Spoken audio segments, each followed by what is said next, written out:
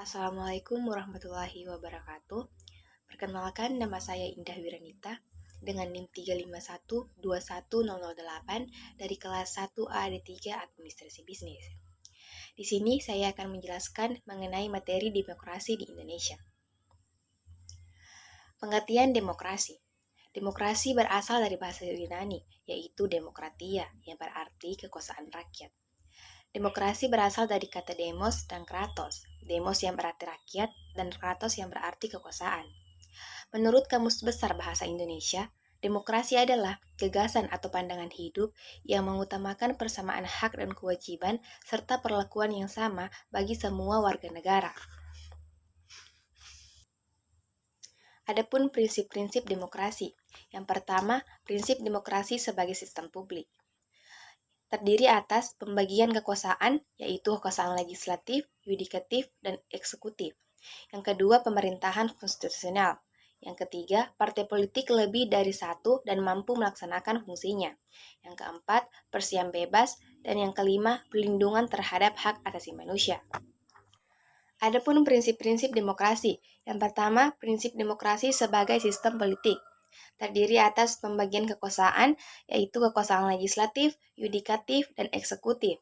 Pemerintahan konstitusional, partai politik lebih dari satu dan mampu melaksanakan fungsinya, persiapan bebas, perlindungan terhadap hak asasi manusia, pengawasan terhadap administrasi negara, pemilihan umum yang bebas, dan pemerintah berdasarkan hukum. Yang kedua, prinsip non-demokrasi atau kediktatoran. Yang pertama, pemusatan kekuasaan. Yang kedua, pemerintahan tidak berdasarkan konstitusional. Yang ketiga, pemilihan umum yang tidak demokratis.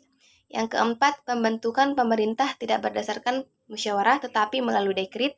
Dan yang terakhir, pemilu yang tidak demokratis.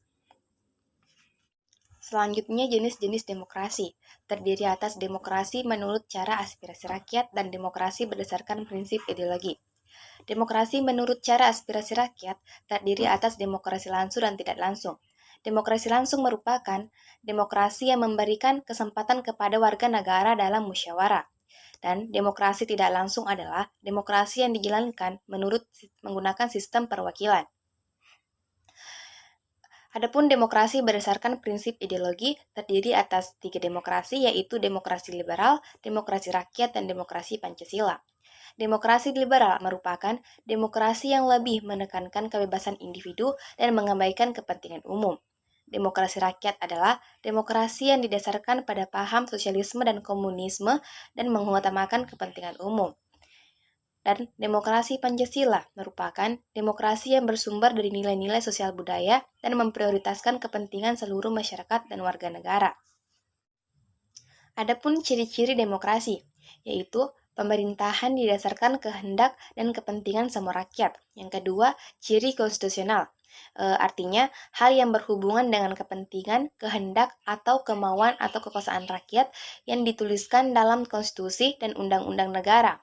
Yang ketiga, ciri perwakilan, yakni dalam mengatur negaranya, kedaulatan rakyat akan diwakilkan oleh beberapa orang yang sudah dipilih oleh rakyat itu sendiri. Yang keempat, ciri pemilu, yaitu kegiatan politik yang dilaksanakan untuk memilih pihak dalam pemerintahan. Yang keempat, ciri kepartaian, yakni partai akan menjadi media atau sarana untuk menjadi bagian dalam melaksanakan sistem demokrasi. Yang kelima, ciri kekuasaan. Ciri kekuasaan ialah adanya pembagian dan pemisah kekuasaan. Yang terakhir, ciri tanggung jawab. Artinya, adanya tanggung jawab dari pihak yang sudah dipilih untuk ikut dalam pelaksanaan suatu sistem demokrasi. Adapun contoh-contoh dalam demokrasi, yaitu ikut mencoblos saat pemilihan umum dan pilkada, pembuatan undang-undang yang diwakili oleh Dewan Perwakilan Rakyat, pemungutan suara pemisahan Timur-Timur, dan persetujuan yang diberikan oleh rakyat terhadap pembuatan undang-undang dasar. Dalam melaksanakan demokrasi, tak sedikit terjadi pelanggaran, seperti pelanggaran hak asasi manusia, yang dimana hal tersebut melenceng dari pengertian demokrasi. Di sini saya mengambil kasus dalam demokrasi, yaitu intimidasi. Kasus intimidasi pernah terjadi pada saat pemilihan kepala daerah di Aceh, di mana masyarakat dilempari batu, diketapel, dan juga ada yang menghalang-halangi masyarakat untuk datang ke lokasi kampanye kandidat. Sekian dari saya. Terima kasih. Wassalamualaikum warahmatullahi wabarakatuh.